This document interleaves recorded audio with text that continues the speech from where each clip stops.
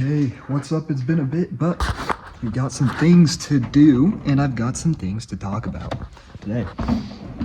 We're going to be really introducing this motorcycle that I've mentioned a few times.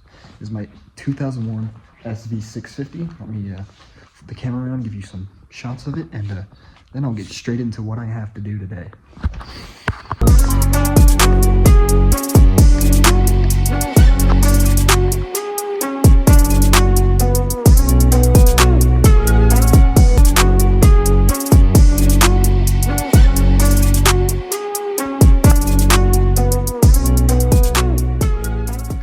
So today I will be replacing this piece right here, my clutch cable, and coming in here I got my OEM springs in there for my clutch because I faced a very reoccurring issue on this specific bike, and it has nothing to do with the actual motorcycle itself. It's something I did myself, but I'm also going to explain to you why the SV650 is probably why you should consider the SV650 before buying a 600, because they're great bikes and they're honestly pretty balanced, and I'll get into some details later.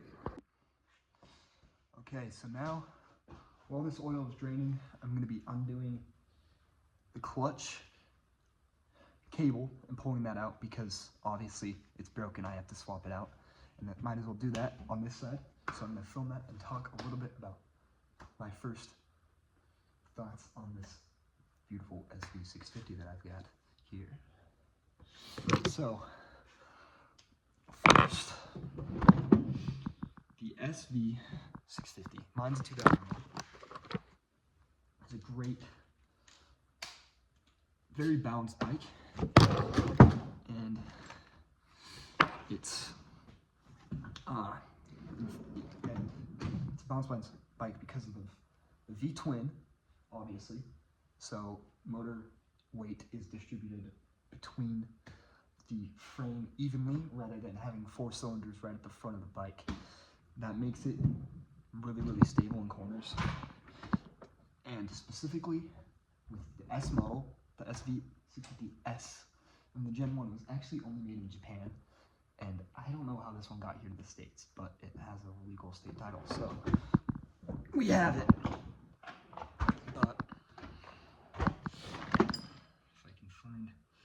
My 8mm.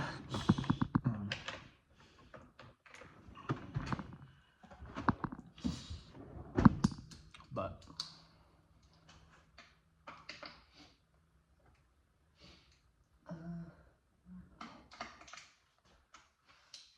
the SV650 is a great beginner bike, especially the S, because it gets you used to that sport bike stance without throwing you straight into a very aggressive 600, which I've ridden at 600s, and I've ridden all sorts. I've ridden CBRs, I've ridden carbureted 600s, I've ridden fuel-injected 600s.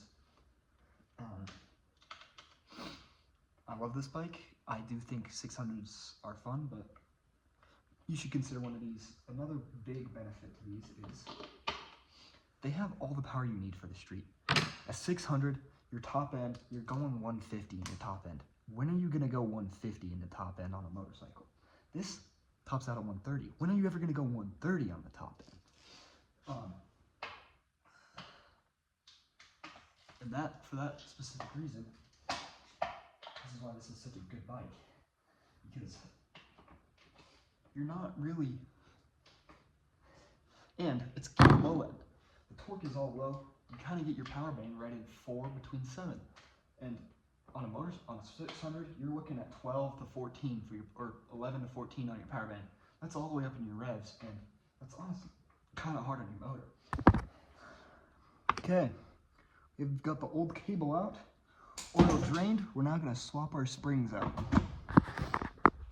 Now, why I'm swapping my springs is because the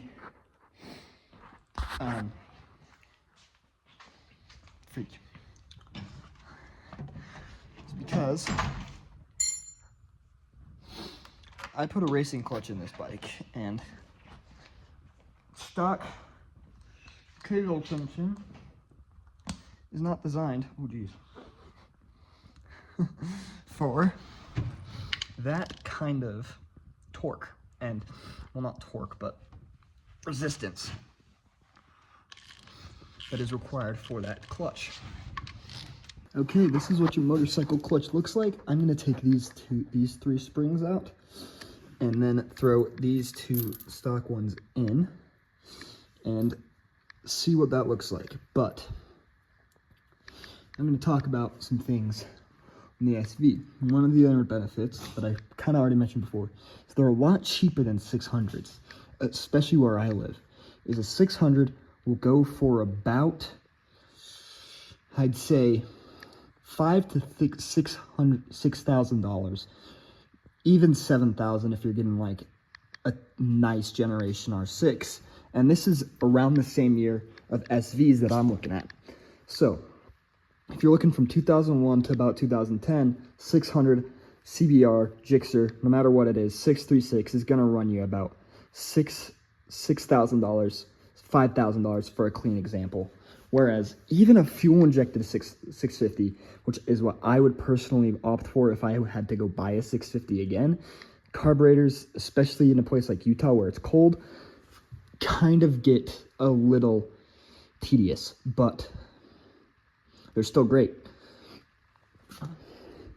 And because they're a lot cheaper, I've listened to this bike a couple times, and I've been undercut by fuel-injected 2003 650S's, full fairinged, unlike this one, which is a rebuilt title. They had clean titles, around the same price at around $2,500.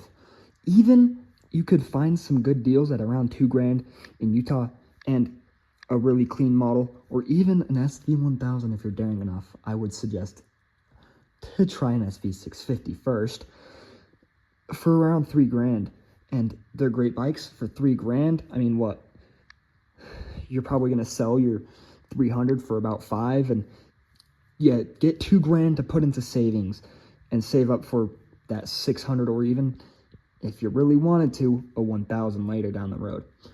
Now, some common issues on these motorcycles, specifically these SVs, is these suspensions, stock suspension, is a little nothing to write home about. Now, that is because this bike was derived from a naked bike, the SV650, SV650S, just being a fully fairing model with clip-ons and further back rear sets. Now, so given the forks can feel a little soft at times, an easy way to do that, well, you're most likely getting a 20-year-old bike. Those forks probably need to rebuild. Put in some thicker fluid. People say go for W20, W15 for a little bit of stiffer ride when doing your forks.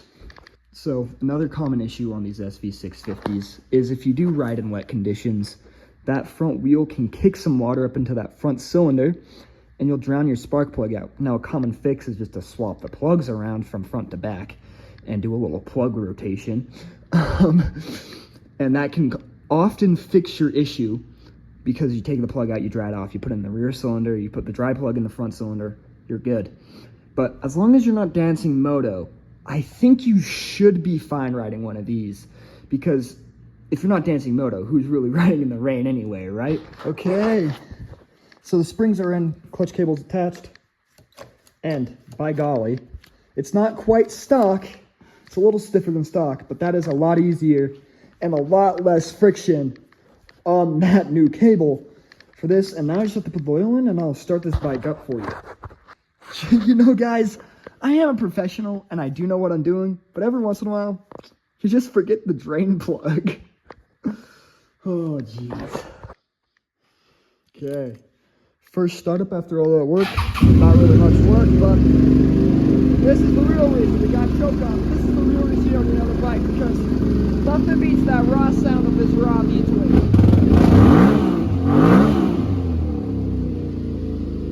Nothing beats that. This is really just the wrap up of honestly what my opinions are on this SV650. honestly, it's a great first transition bike, like I said before. I mean, if you're going from a beginner bike like I did for a 450 to this SV, it's great. I mean, it's cheaper. I mean, I got mine for $1,200. You're not gonna find one like that, but they're like $3,000 for a good fuel injected one, and then 600 of the same year in miles and stuff for upwards of, well, easily $6,000. So it's about 50% off on a decent bike. They're honestly a lot easier to maintain than a 600, and a lot more manageable than the 600, and honestly, they've got all the power you need for the street, and that's not me coping for having a slower bike. But honestly, great bike.